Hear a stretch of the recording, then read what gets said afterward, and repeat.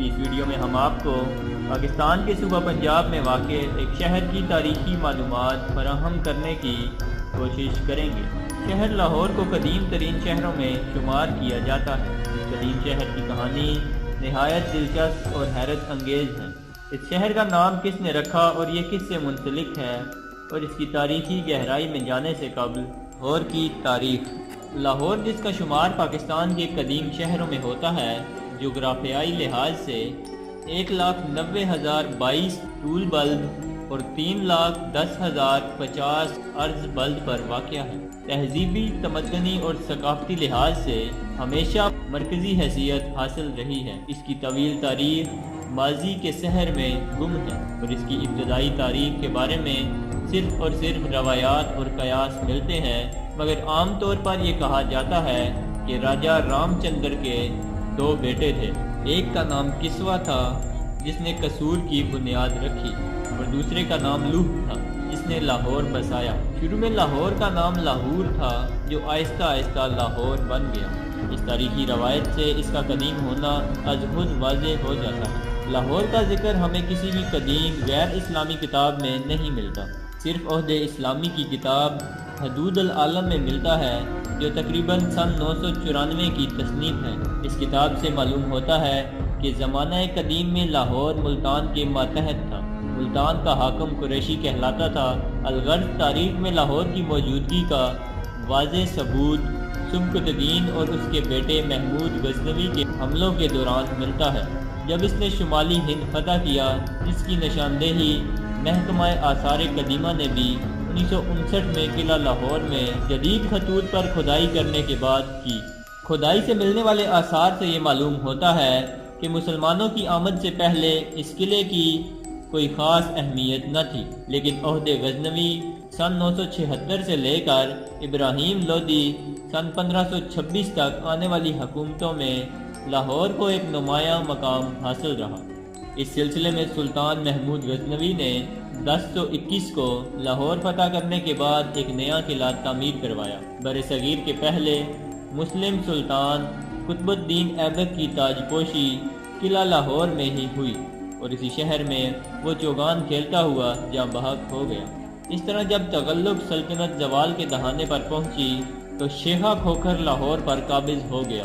1421 میں سید مبارک شاہ نے شیخا کھوکھر کے بیٹے جسرت کھوکھر کو شکست دے کر لاہور پر قبضہ کر لیا۔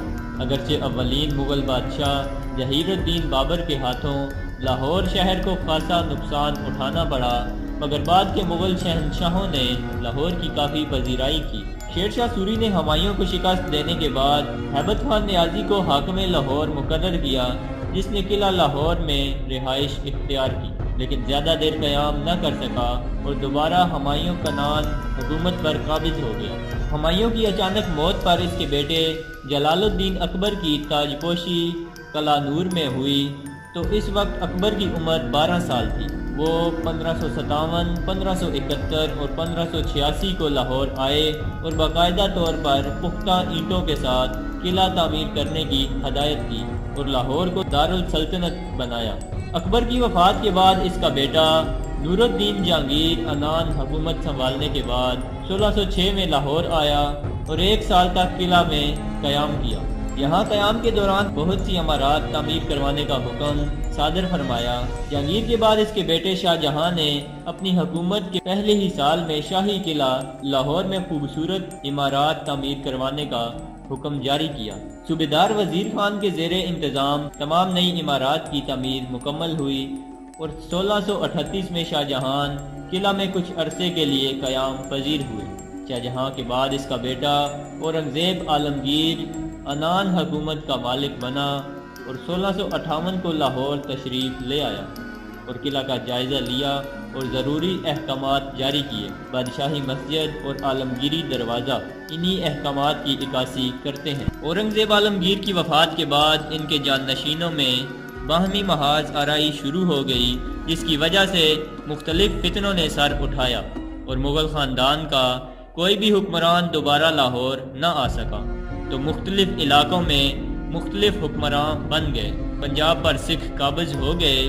سکھوں میں راجہ رنجیت سنگھ 1799 میں لاہور پر قابض ہوا اور ایک بہت بڑا جشن قلعہ لاہور کے نام سے منعقد کروایا اور اسی جگہ پر رہائش پذیر ہو گیا۔ 1839 میں رنجیت سنگھ کی وفات کے بعد اس کا بیٹا کھڑک سنگھ 1 سال حکومت کرنے کے بعد مر گیا۔ اس کے جانشین بھی سیاسی انتشار کا شکار ہو گئے اور آپس میں لڑائی جھگڑے شروع کر دیے، جس کی وجہ سے قلعہ کی کئی عمارتوں کو کافی نقصان پہنچا۔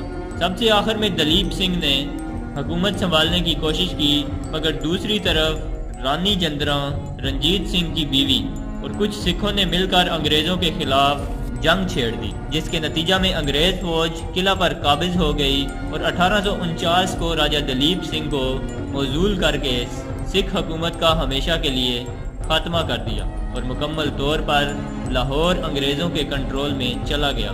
1849 سے 1927 تک شاہی قلعہ انگریز کا مسکن رہا۔ انہوں نے اپنی مرضی کے مطابق اس میں کافی تبدیلیاں کی اور مختلف عمارتوں کو گرا کر فوجیوں کی آسانیوں کے لیے گرجا گھر، شراب خانے، دفاتر اور کئی اسلحہ خانے بنائے، جس سے تاریخی ورثہ کو کافی نقصان پہنچا۔ بالآخر 1927 میں محکمہ آثار قدیمہ نے اس قلعہ کو اپنی تحویل میں لے لیا اور اس کو اصل حالت کے مطابق بنانے کی کوشش شروع کر دی۔ ناظرین، امید کرتا ہوں ہماری آج کی یہ کاوش آپ احباب کو پسند آئی ہوگی۔ ویڈیو پسند آنے کی صورت میں اسے لائک اور دوستوں کے ساتھ شیئر کرتے ہوئے اپنی قیمتی رائے سے ہمیں ضرور آگاہ کریں۔ ہماری اگلی ویڈیو کے آنے تک اپنا اور اپنے پیاروں کا ڈھیر سارا خیال رکھیں۔ اللہ حافظ۔